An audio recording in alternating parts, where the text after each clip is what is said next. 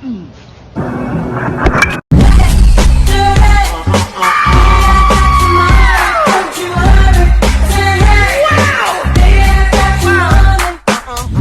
family members, hola mi membros de la familia, mi nombre es Altanatives, son bienvenidos de nuevo a mi canal. And to my English subscribers, hello family members, my name is Altanatives and welcome back to my channel. If you're just joining me for the very first time, I'm originally from Nigeria, presently living in Spain with my family, and I bring to you content based on how you can obtain your visas, immigration news, and how you can live your best life here in España. If you think you can relate to that kind of content, please do well to consider subscribing by pressing the red subscribe button down below. Turn on your bell notifications so whenever I post you'll be the first to get notified. Liking this video if you like this kind of content, sharing this content to other people who you think may need problem solving videos like this, because sharing is caring. And also typing down your questions in the comment section, or just leaving your feedback or suggestions of videos you would like me to do in my subsequent videos. Disclaimer, I am not an immigration lawyer, neither am I a recruiter. This video that I bring to you today is based on my personal research and my own experience, so feel free to do your own research before you take your next steps. So without further ado, today is an interesting topic. I had a swell time putting together the list of things that I think I know will help you live economically in Spain. Some people say living economically is you being cheap, but I would say is you being frugal. To live economically, it's actually very good, because when you're earning, you need to be able to be prudent with your spending in order to do more with your earnings. So if you think you want to know, probably you are a newbie in Spain and you think it's a little bit expensive, because living in Spain, many people have said it's cheap, but I would say that it is actually relative, because coming from your own country, depending on where you're coming from, living in Spain might not be cheap for you. So stick to the very end of this video, because I'll be leaving the best for the last. You're welcome back. Number one, we're going to be talking about your banking. As a newbie in Spain, we know that banking can be a little bit challenging. You may have questions like, should I close my old bank account in my home country since I'm no longer there? And I would advise you in today's video not to do that. Leave your old bank account and you can still be running it, because of course you would be visiting home. It's not like because you relocated you will never go back home.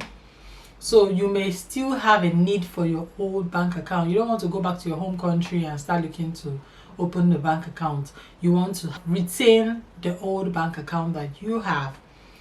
So once you come into Spain, you will need to open an international bank account. It is so important. If you're a student, like if you're living permanently here in Spain, opening a bank account is very important, because there are some service providers, like your internet service provider, your electricity service provider. If you don't have a bank account in Spain, they will not sign you up. They will not be able to register you with their service, because they deduct directly from your bank accounts. So if you don't have a bank, how do they deduct? You're not going to come to the office to come and be paying the bank. So you need to open an international bank account, because now you are in Spain. And in order to do that, you will need to provide them with some certain requirements. The requirements you need for this is your passport or ID card, that's your NIE. You also be needing to provide them with your empadronamiento. I've done a video talking about how to obtain this empadronamiento, so please do well to check out that video. You also need to provide your employment contract. So you need, of course, you have to be working in order to have employment contract. If you're unemployed, you may need a letter that you got from the government stating that you are getting financial help from them. You need to present this to the bank also. Some banks may request that you should present a non-resident certificate. So if they request that, of course, you need to get that to them also.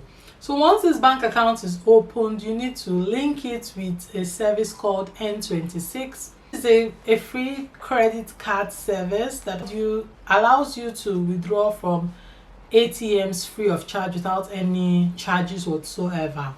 So when you do that, that will enable you to be able to cut costs, because normally if you just open a bank account and you're given a credit card, that's the bank credit card, you'll be charged. And when you combine your bank account or you link it with this free credit card service, you'll be able to withdraw free. So this may not be a substantial reduction, but I tell you, by the time you accumulate all these charges that you get from the banks, by the time you accumulate them monthly, as frequently as you withdraw, you find out that you can actually be saving from these points. So we'll move to the next one. The next one is housing. Everybody knows that in Spain, the bulk of your money or your earnings goes into your housing. Either you're renting or you're paying your mortgage. Either way, you're going to be spending huge amounts of money. So I would advise you, if you are living in Spain and you want to get a place to stay, if you're a student, shared housing is better because it's cheaper. You can go on Idealista. I've talked about renting in Spain on this video, so do well to check it out. But I'll be stating a few things here also on how to cut costs. Number one, you can opt for shared housing. In this way, you get to pay a reduced amount. Another thing I would like to mention is that when you want to get a place to stay, try and do your research before. You don't just pay, immediately you see a place being advertised to you, because if you're going to be staying within a city, places like Madrid and Barcelona, in the city centers, those places are usually more expensive. So it's better you go to outskirts of Madrid or Barcelona, because there you'll be able to get cheaper accommodation and also a very good accommodation. It's not like it's going to be like a bad accommodation. So you'll be able to get same quality or even a better quality at a reduced price. And also, sometimes it's good to go to places that are not really popular when you want to get an accommodation, like going to the pueblos. They're really spacious and good for raising children if you're a family person. And you can also get bigger apartments, bigger places, and it's actually cheaper to get apartments there. Then also, getting a house directly from the landlord is another way that you can actually cut costs. In this way, you don't get to pay any agency fee. That agency fee is actually 1 month's rent down the drain and is non-refundable. So if you get an apartment rented to you directly from the owner of this apartment, you're not going to be charged any fee at all. You just get to pay your first rent and you pay the subsequent rent ahead. So these are some of the ways that you can use to cut costs when you're in Spain. Now I'll be going straight to transportation. Everybody knows that transportation is not something that you can actually avoid. You need to be moving from one place to another, and in this way you're going to be spending some money. But that's why I bring this video to you, because I want to tell you of services that you can actually book that are cheaper and will get you to your destination at the same time or even quicker. So number one is when you're within the city, and even if you come as a tourist to Spain, please, I beg you, do not use taxis to go anywhere, because taxis will definitely bore a hole in your pocket. They're expensive and they charge by meter. There's a meter in their car. Will actually tell you how much you're going to be paying. So if there is a lot of delays on the road, you definitely be paying more. If there are a lot of traffic lights on the road, you will definitely be paying more. So these things are beyond your control, basically. So the best thing to do is to avoid taxis at all costs if you think you want to, cut costs or be economical in Spain. There are a lot of bikes that you can actually get from different post points. You can actually get those bikes and use it to go to wherever you're going. You're not going to have to look for parking spaces, because every small space can actually chain your bike and just go to where you're going to. It will get you directly to the place. You're not going to be stopped by maybe not having parking space or having to pay for parking space, thereby not wasting money. So if you cannot bike, another thing I would advise you to do is to get the bus ticket. Transportation is very, very good in Spain. There are buses that go to different places that you want to go to. So I would advise you to get the monthly ticket if you're going to be staying up to 1 month. If you're a student, there's no excuse why you should not get the monthly ticket.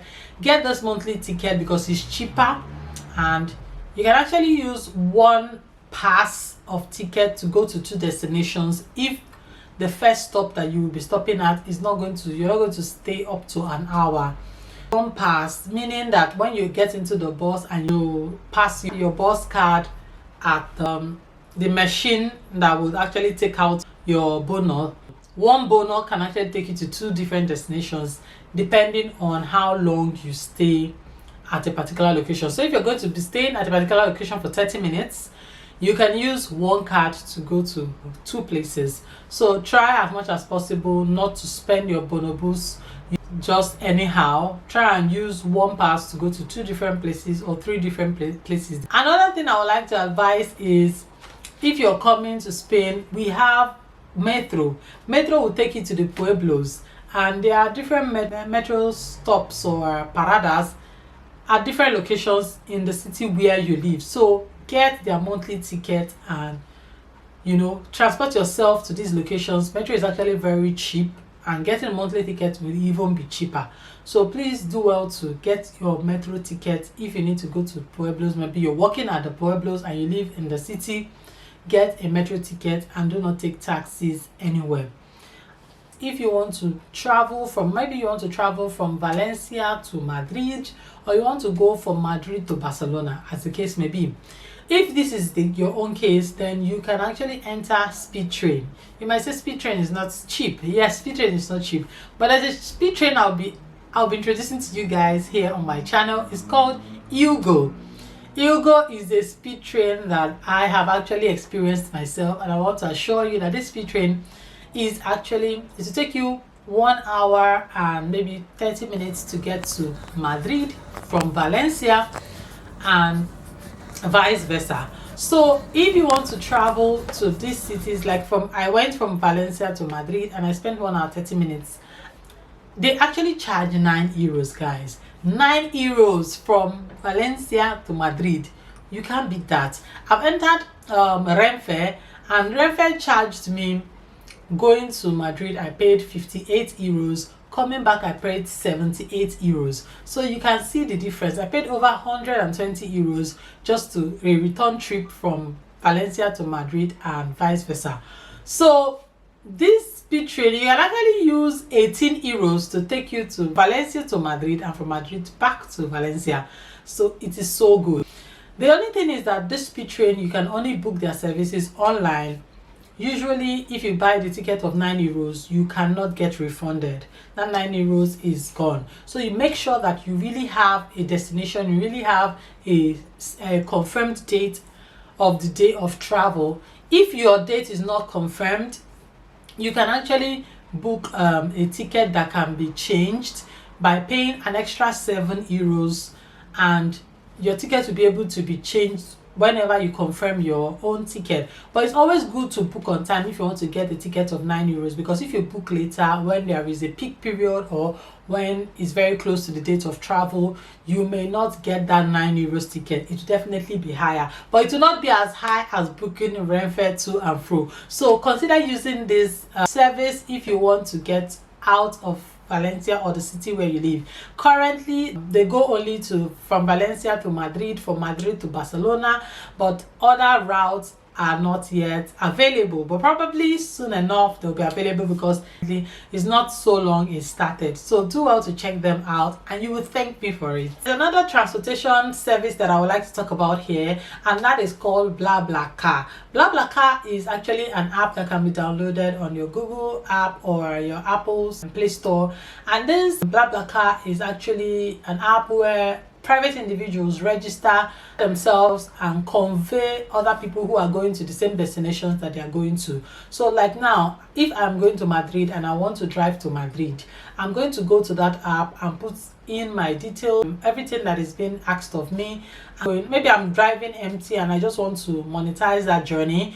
I'm going to put in my details, and people who are going to Madrid also would come to the app and see my fare and see where I'm going to be taking up from, and they will book that ride. You have to book on time, of course. The only disadvantage of BlaBlaCar is that they will definitely not drop you at the train station or a place where you might like.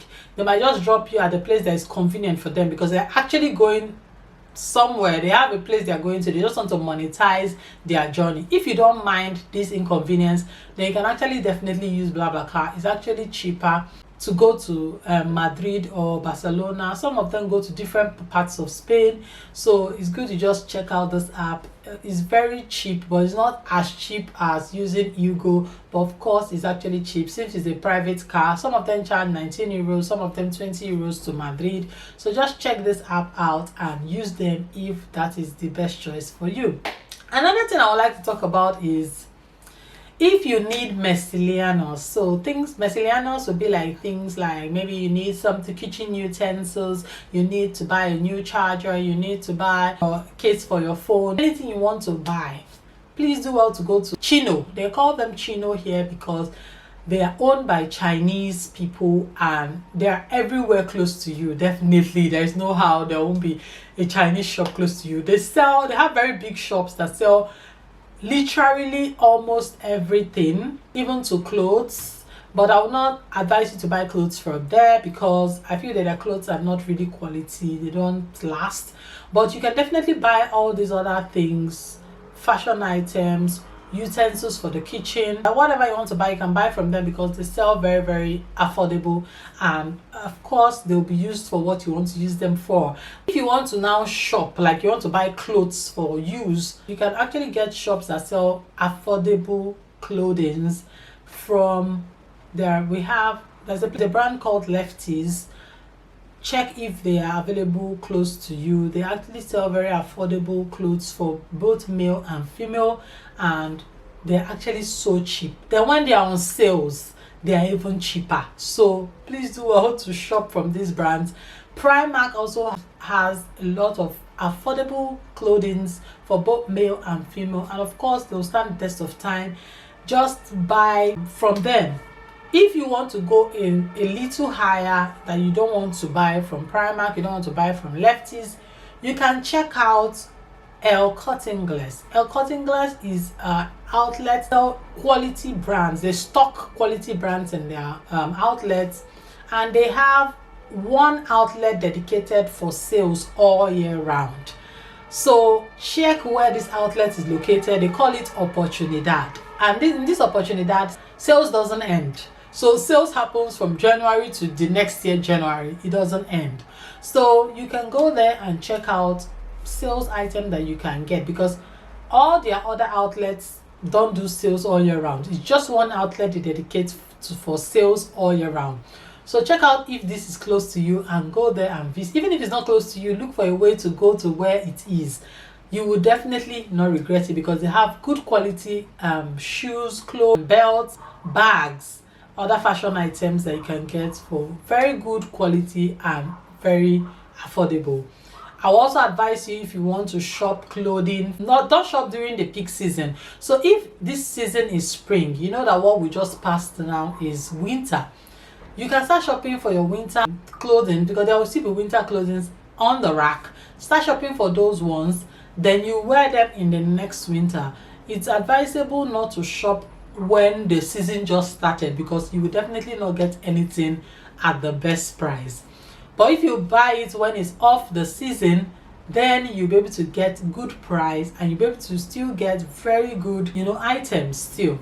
So these are some of the tips that I used and it has worked for me, and these are some of the tips that I would advise you to use because I know and I'm sure that it will definitely work for you. And of course, I will not finish this video if I don't talk about bills. You cannot do without paying your bills in Spain. If you're a student, you may not understand what this is all about because maybe you don't get to pay your bills directly. Yeah, but if you're living permanently in Spain, definitely need to pay your bills. And in order for you to be able to pay your bills, you have to know how to use your lights prudently. You have to know how to use water prudently. You have to know how to just choose the best service for you. So I'm not here to talk about the best service for light, but I'm here to talk about how you can actually use your light prudently in order for you to get lesser bills. Yeah, person a service just to show you how the consumption for the day happens. In this service, they send you an email on a daily basis telling you how light consumption happens. So most times in the mornings, from sometimes from 11 to like 8 o'clock in the morning, the light is usually low. This does not happen all the time. You're meant to always check their email because they send it every day. So when they send this email, you open it and check what the consumption is like for the day. Once you're able to check it, you will now know when to on some certain high consuming gadgets in your home. Of course, your freezer has to be on 24/7, 7 days a week. But for things like ironing, that you know will definitely consume a lot of electricity, try and iron when the light is on the green. Try and like maybe use your air fryer when the light is on the green.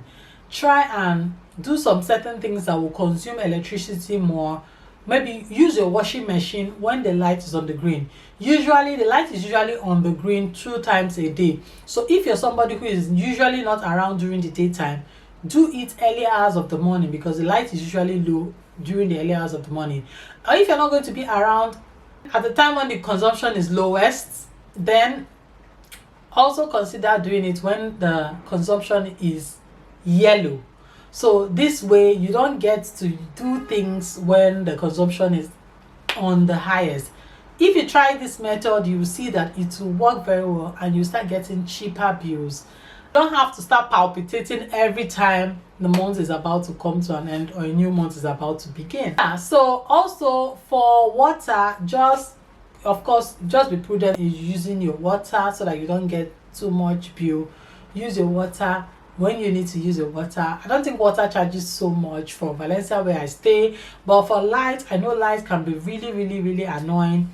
If you're going to be using things like heater and AC, please do well to heat your house when the light is on the green, when the light is the consumption is lowest. Of course, if you heat a room, it will last for some period of time before it begins to get cold again. Same goes for AC.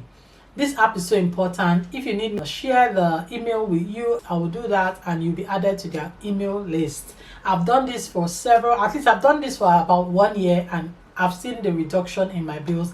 It has actually worked for me. Next thing on my list is food. If you want to go for grocery shopping, most popular supermercado here in Spain is Mercadona. Mercadona is a Spanish brand, but they do not sell the cheapest. I have done my research and I found out that Die and Lidl sells the cheapest in Spain, but you might not find them very close to you.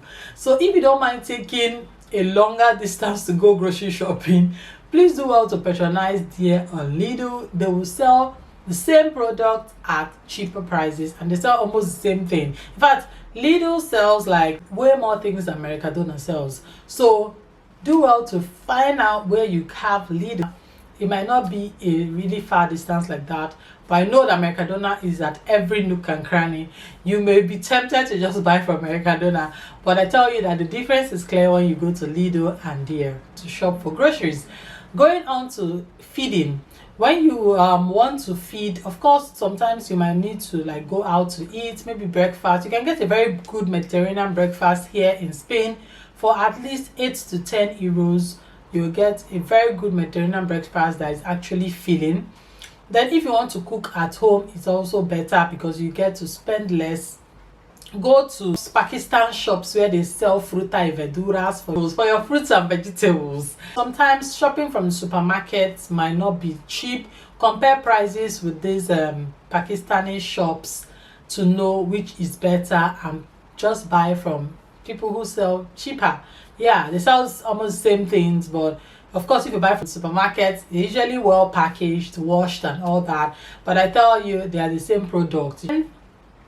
Cook at home. Try as much as possible not to eat out all the time. I know in Spain it's very tempting to want to eat out, but try as much as possible to cook at home because cooking at home will definitely make you spend less. Guys, this is the last that I would like to talk about because I feel everybody has to have internet connections in their home. Everybody needs to have a good network provider. So these two are very dicey. When you come to Spain, you will have telecommunication service providers like Oran, like Mobistar, like Vodafone and all whatnot. Please When you see any brand that is a Spanish owned brand, they're usually more expensive. I'm sorry that I'm saying this, but that's the fact. So if you use brands that are not basically from Spain, Leica Mobile is not from Spain. They are actually, I think if you're from Yougo, I think their SIM is actually free of charge, and their data charges and their mobile phone charge is cheap, is way cheaper than using brands that are Spanish owned.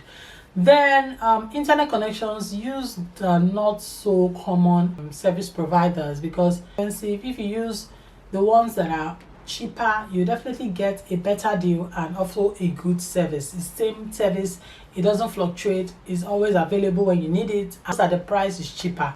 So try and look for, just do your own research and find out brands that are very good and that will cost you less.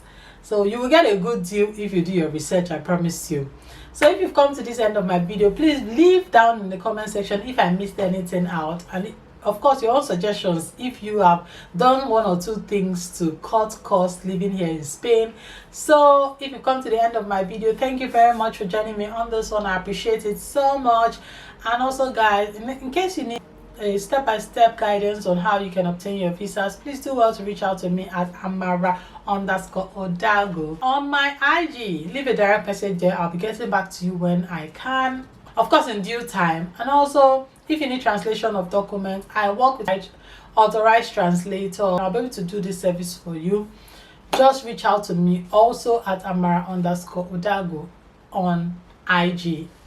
Alright, thank you very much for joining me on this one, and see you on my next video. Till then, hasta luego.